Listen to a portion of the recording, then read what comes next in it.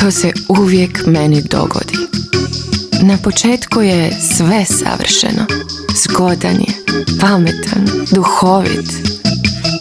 I onda shvatim da mljacka dok jede. Žvače ko ljama. Mislim, nisam ni ja s dvora, ali ipak. Možda te upalim radio dok jedemo. Neki metal. Možda shvati.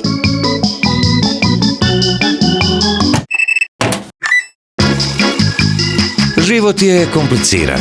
Neka održavanje rublja bude jednostavno. Gorenje. Life simplified.